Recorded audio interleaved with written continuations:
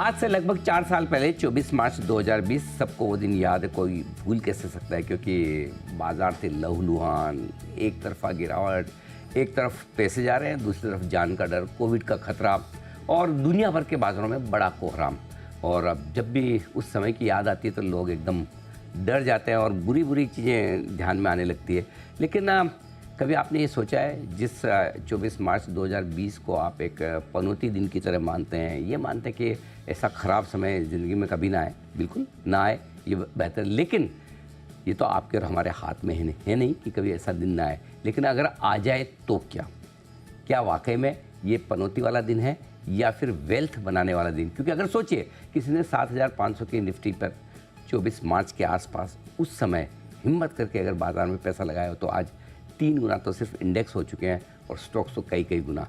और इसीलिए हमने शुरुआत की, एक नई पहल की है कि 24 मार्च 2020 को पनौती दिन के तौर पर न माने, वेल्थ क्रिएशन डे के तौर पर माने और वहाँ से कुछ सीखें। और इसीलिए ये पूरा हफ्ता हम वेल्थ क्रिएशन वीक के तौर पर मना रहे हैं। इस हफ्ते की शुरुआत हम करने जा रहे हैं एक खास सीरीज़ के साथ और उसका नाम है वेल्थ क्रिएटर्स से मिलिए। जी हाँ, इस कड़ी में आज सबसे पहले हम आपकी मुलाकात करवाने जा रहे हैं देश के जाने माने market expert, fund manager, Kotak Mahindra mutual fund के ग्रुप प्रेसिडेंट और एमडी नीलेश शाह साहब हमारे साथ हैं। नीलेश भाई, बहुत बहुत स्वागत है। धन्यवाद अनिल जी। सबसे पहले तो वो दिन याद है 24 मार्च 2020? याद है। क्या सबसे पहले क्या याद आती है उसको सोचकर? सो अनिल भाई, बाकी लोगों की तरह हम भी डरे हुए थे, मार्केट गिर रहे थे, जान माल का खतरा था, अपने निकट के परिवारजनों की सुरक्षा का दायित्व था और कंपनी भी चलानी थी। सडनली हम लोग सब वर्क फ्रॉम होम में आ गए थे जी। तो काफ़ी हद तक निराशा थी। बट मैं एक किस्सा कहना चाहूँगा। एक निवेशक है, ये मैंने अपने एक म्यूचुअल फंड डिस्ट्रीब्यूटर से सुना है। ओके। ये जो वृद्ध महिला है, तकरीबन 70-75 साल की उम्र की, उनके इनहेरिटेंस और खुद की सेविंग्स के तकरीबन 4 करोड़ रुपए डेट म्यूचुअल फंड्स एंड उस प्रकार के प्रोडक्ट्स में इन्वेस्टेड थे। ओके। जब ये करेक्शन आया, नॉट नेसेसरीली 24 मार्च को ही, बट उसके बाद भी उन्होंने अपने डिस्ट्रीब्यूटर को फ़ोन करके कहा कि बेटा मेरा सारा पैसा इक्विटी में शिफ्ट कर। क्या बात कर रहे हैं? 70-75 साल की महिला कह रही है। माता जी आप सही सोच रही है, रिस्क कितना है? बोला बेटा जान का भरोसा नहीं है, अब रिस्क नहीं लूंगी तो कब लूंगी। क्या बात है। मतलब उन्होंने रिस्क लिया, नॉट दैट कि बॉटम कैप्चर की, बट बॉटम के आसपास उन्होंने काफ़ी पैसा इक्विटी में शिफ्ट कर दिया। आज उन्होंने 75 साल में जितना कमाया और जितना पाया उससे प्रोबेबली 2 या 3 गुनी वेल्थ है। और जितने रिलेटिव उनके 75 साल की उम्र में जमा किए थे उससे ज़्यादा रिलेटिव आज बनाए हैं। बिल्कुल, ये गजब चीज़ है और ये हिम्मत वाला काम है। लेकिन उस समय जो माहौल था, हिम्मत लाए तो कहाँ से? आप में कोई भी नहीं चाहेगा कि उस तरह के दिन फिर से देखने को मिले, लेकिन वो तो हमारे हाथ में है नहीं कि बाज़ार कब, कहाँ, कैसे और कितना गिरेगा। अगर फिर से लाइफ में किसी को ऐसा दिन, ऐसा समय देखने का मौका मिले तो लर्निंग्स क्या है 2020 की? एक जो लर्निंग मुझे 2008 के सामने 2020 में मिली, 2008 में भी इसी तरह गिर रहे थे और हमें लीमैन ब्रदर्स क्या चीज़ है समझ नहीं आ रही थी। फ्राइडे को हम लीमैन ब्रदर्स की इंडिया ओपनिंग पार्टी में गए थे। सीजे टावर्स में आलीशान ऑफिस थी एंड बहुत ही बढ़िया लॉन्च था। और फिर मंडे सुबह पता चला कि ये तो उड़ गई।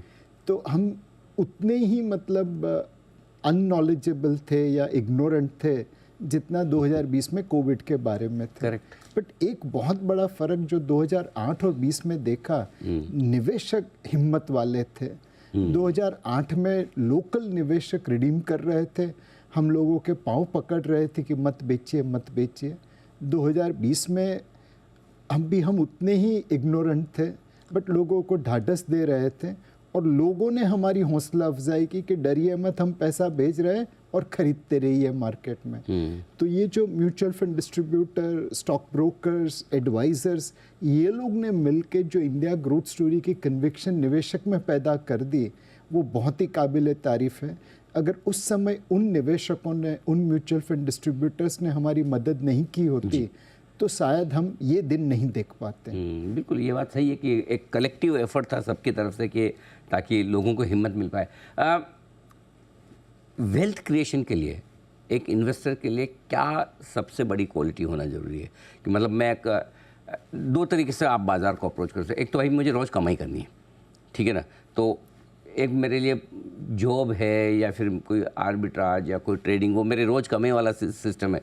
एक मेरा सोर्स ऑफ इनकम कुछ और है, लेकिन मैं इस बाज़ार में निवेश करके वेल्थ बनाना चाहता हूँ, बड़ा पैसा बनाना चाहता हूँ। क्या सबसे ज़्यादा ज़रूरी चीज़ें हैं एक वेल्थ क्रिएट करने के लिए? अनिल भाई, अगर आप देखें बाज़ार के सबसे दिग्गज ट्रेडर जिनके ऊपर माँ लक्ष्मी की असीम मेहरबानी है, उनका भी ज़्यादा पैसा तो निवेश करके बना है, ट्रेडिंग करके नहीं बना। करेक्ट। दुनिया में भी अगर देखें तो वॉरेन बफे जो जाने माने निवेशक है, उनकी वेल्थ एक जॉर्ज सोरोस जैसे जाने माने ट्रेडर से बहुत ही ज़्यादा है। तो चाहे देश हो चाहे दुनिया हो, निवेश करके पैसा बनता है, ट्रेडिंग करके पैसा बनाना बहुत मुश्किल है। कमाई अपनी जगह, वेल्थ क्रिएशन अपनी जगह। तो वेल्थ क्रिएशन तो आपका लॉन्ग टर्म इन्वेस्टिंग से ही होगा। अब पता सबको है, करना मुश्किल है। फॉर्मूला क्या है, कैसे किया जाए? वॉरेन बफे को किसी ने पूछा था कि भाई आपके बारे में तो इतना लिखा गया है, तो ऐसी कोई तरकीब है जो आप करते हो और लोगों को पता नहीं है? अच्छा। नहीं तो फिर आपके जैसे दूसरे वॉरेन बफे क्यों पैदा नहीं हुए? तो वॉरेन बफे ने ये कहा कि मैं जो करता हूँ वो सबको मालूम है, बट मेरे पास जो धीरज है वो सबके पास नहीं है, इसलिए दूसरा वॉरेन बफे पैदा नहीं हुआ। लेकिन एक चीज़ है, वॉरेन बफे तो खैर लेजेंड हैं और हम सब बड़े उनका सम्मान भी करते हैं, लेकिन हमारे हिंदुस्तान के म्यूचुअल फंड मैनेजर्स भी उन्होंने ऐसे कंपाउंडेड बेसिस पे देखे तो मेरे ख्याल से बर्कशायर हैथवे से काफ़ी बेटर रिटर्न दिए। एक उनकी गाड़ी बहुत लंबी चली है, हमारी तो बस दौड़ रही है जी। तो उनके लेवल पर पहुंचना तो मतलब बहुत दूर की बात है। बट हाँ, एक ऑर्डिनरी निवेशक को अगर म्यूचुअल फंड में SIP करे और लॉन्ग टर्म के लिए करे तो डेफिनेटली उन्होंने भी काफ़ी पैसा बनाया है। हमेशा मतलब कहा गया है कि हाफ वॉली जब मिले तो छक्का मारना चाहिए। बहुत लोग हैं हाफ वॉली पे 1 या 2 रन लेते और यॉर्कर पे छक्का मारने की कोशिश करते, फिर विकेट गंवा देते हैं। जब मार्च 2020, अक्टूबर 2008, अप्रैल 2022 ये प्रकार के मौके मिले, जब मार्केट सस्ता हो गया हो, तब जम के चौके छक्के मारने चाहिए। तब you should become overweight equity. अपना क्या होता है कि हम जनवरी 2007 में लॉन्ग हो जा जनवरी 2008 में लॉन्ग हो जाते हैं, अक्टूबर 2008 में बेच देते हैं। जब खरीदना है तो लालच भाई हमें निवेश करने नहीं देता, और जब बेचना है तो लालच हमें रोक देती है। तो आपके लिए ज़रूरी है asset allocation and discipline. Asset allocation और डिसिप्लिन कि कितना पैसा आपका किस एसेट में जाना चाहिए, और फिर उसके बाद अनुशासन के साथ, धैर्य के साथ बने रहेंगे तो सबसे बढ़िया। अब आपने जो किया मैं थोड़ा उससे जानना चाहता हूँ, जिससे कि लोग थोड़े इंस्पायर हो सके जो अच्छे इन्वेस्टर बनना चाहते हैं। आप एक बड़े सक्सेसफुल फंड मैनेजर रहे हैं भी, और बड़ी वेल्थ आपने अपने निवेशकों के लिए बनाई है। पिछले 30 साल में आप ये काम कर ही रहे हैं। आपको क्या लगता है आपकी सक्सेस के पीछे क्या खास राज है, मंत्र है, या क्या कुछ ऐसा आपने किया जिसकी वजह से आप ये कर पाए? एक फंड मैनेजर के लिए एक अच्छी टीम होना बहुत ज़रूरी है। तो मैं बहुत नसीब वाला था कि चाहे टेम्पल्टन हो, ICICI प्रूडेंशियल हो, कोटक हो, मुझे बहुत अच्छी टीम मिली। उन्होंने मेहनत की तो हम लोग मिलके एक सक्सेसफुल रिटर्न दे सके अपने निवेशकों का। दूसरा अनिल जी, हमेशा विनम्रता रखना, हम्बलनेस रखना। कई बार अभिमान आ जाता है हमें कि अरे हम तो मार्केट के गुरु हैं, बट हमेशा देखा है जब जब अभिमान करने गए तो मार्केट बड़ी जोर से जमीन पे गिराता है, और इतनी बार अब गिर चुके हैं कि अब अभिमान लाना थोड़ा मुश्किल हो गया है। एंड विनम्रता आपको बहुत बड़ा फर्क करती है। आप हमेशा मार्केट को सही माने और अपनी जो भी पोजीशन है उसको बार बार तराशते रहे कि कहीं मैं गलत तो नहीं हूँ। इससे क्या होता है कि आप अगर गलत डायरेक्शन में हैं तो जल्दी से यू टर्न मार सकते हैं, आपका लॉस कम हो जाता है। और दूसरा, अगर आप सही डायरेक्शन में है तो आपको लंबे समय के लिए वहाँ पे रहने की गुंजाइश हो जाती है। तो हमेशा मार्केट को बड़ा मानिए, मार्केट का कोई गुरु नहीं है, हम सब मार्केट के शिष्य हैं, हमें हर रोज़ सीखना है। ये बात तो सही है आपके, और ये तो लाइफ लॉन्ग आपके लिए लर्निंग ग्राउंड है। और जिस दिन ये तो आपका तो खैर रोज़ काम नहीं पड़ा, हमारे तो रोज़ सुबह 8 बजे एग्ज़ाम में बैठता हूँ, 9:15 बजे से हमारा शुरू होता है टेस्ट, 3:30 बजे रिजल्ट आ जाता है कि आज सही बोला या गलत बोला। तो वो ज़रूरी है कि विनम्रता के साथ जो भी है। लेकिन ये कुछ क्वालिटीज़ हैं जो एक अलग तरह की, लेकिन जब स्टॉक सिलेक्शन को लेकर आते हैं, क्योंकि आप स्टॉक सेलेक्ट करके पोर्टफोलियो बनाते हैं, तो क्या कुछ खास बातें आपने जो भी आपके विनिंग स्टॉक्स ढूंढे होंगे पूरे करियर में, उनमें क्या चीज़ आपने ऐसी खास देखी जिससे लगा कि हाँ, जब आप पहली बार खरीद रहे हैं, वो कहते हैं कि पूत के पैर पालने में दिख जाए, हाँ यार इसमें तो बड़ी होने की गुंजाइश है। ये ऐसा कोई फॉर्मूला तो नहीं कहूँगा, लेकिन ऐसा कोई तरीका है जिससे सोच सके? एक मेंटली मैं 2x2 बॉक्स बनाता हूँ, good manager, bad manager, good business, bad business. Okay. जो business return on equity, cost of capital से ज़्यादा बनाए वो अच्छा, और जो नहीं वो बुरा। मैनेजर जो माइनॉरिटी शेयर होल्डर्स का ध्यान रखे वो अच्छा, जिसके पास कुछ विजन हो, एग्जीक्यूशन करने की क्षमता हो वो अच्छा, बाकी सब बुरा।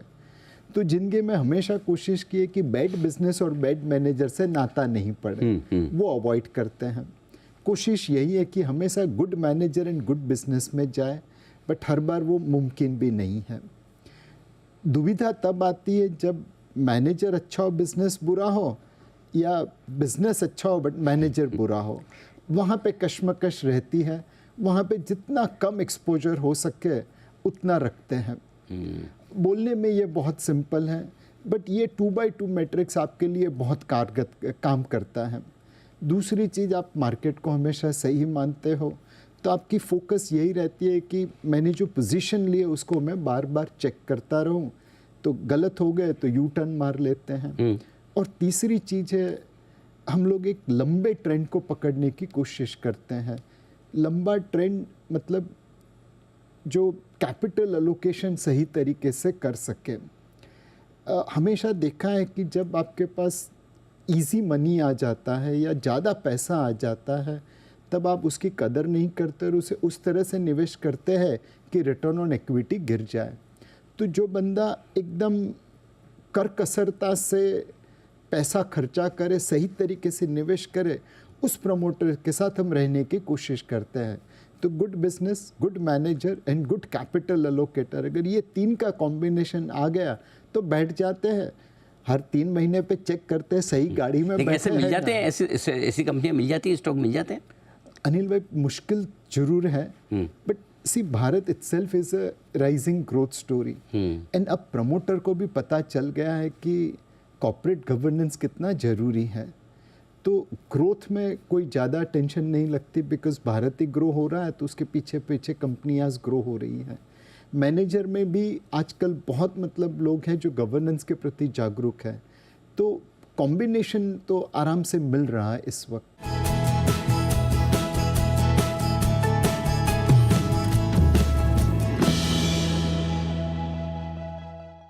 आमतौर पर ना स्टॉक मार्केट में जो भी लोग निवेश करने के लिए भी आते हैं, तो उनके माइंडसेट तो एक ही होती है कि यहाँ से पैसा जल्दी जल्दी बन जाएगा, है ना। मतलब जितनी मेहनत हम अपने प्रोफेशन में, अपने जॉब में, अपने बिजनेस में करते उतनी करने की ज़रूरत नहीं, यहाँ जल्दी बनेगा तो कम मेहनत में बनेगा, राइट।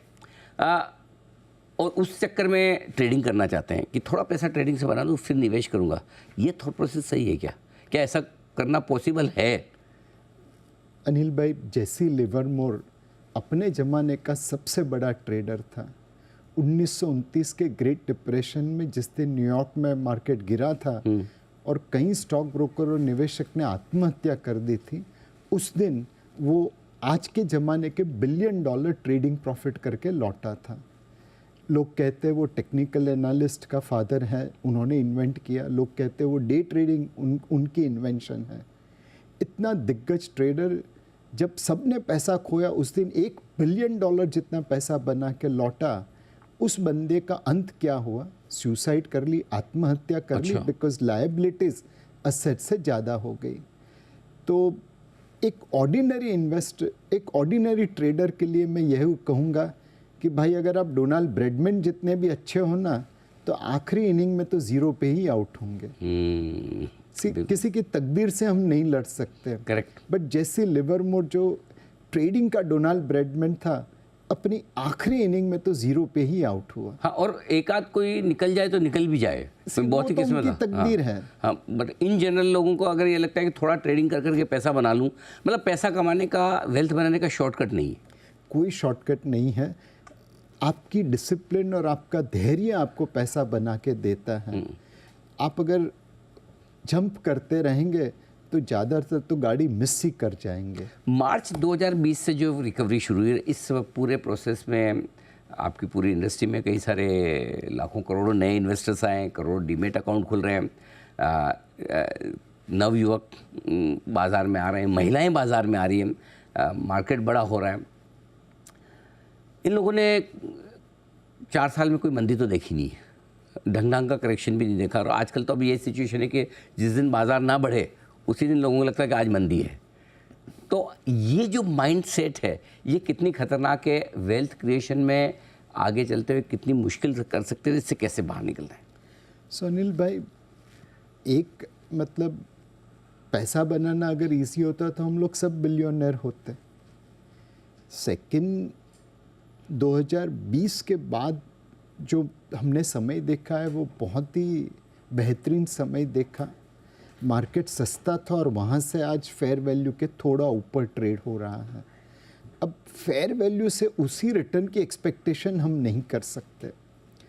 तीसरा मतलब आप इसे भारत की अमृतकाल का निवेश पकड़ के चलिए। 1 महीना 2 महीना, 1 दिन 2 दिन क्या होगा किसको पता, उतार चढ़ाव तो आते ही रहेंगे। बट आप ये पकड़ के ये तय करके चलिए कि मैं आज भारत विश्व की 5वीं बड़ी अर्थव्यवस्था में निवेश कर रहा हूँ, जो आने वाले समय में 15, 20, 25 सालों में तीसरी बड़ी अर्थव्यवस्था हो जाएगी और दूसरे से गैप बहुत नैरो कर देंगी। उस हिसाब से अगर आप निवेश करेंगे तो अपने आप लॉन्ग टर्म निवेश करेंगे। इनफैक्ट वॉरेन बफे ने एक बहुत अच्छी चीज़ कही थी कि you should invest as if you are going to invest for, as if you are going to hold it for next 10 years or something like that. तो लंबे समय के लिए पैसा लगाइए। दीवार मूवी में एक डायलॉग था कि ये लंबी रेस का घोड़ा है, बस लंबी रेस के घोड़े पे दाव लगाइए।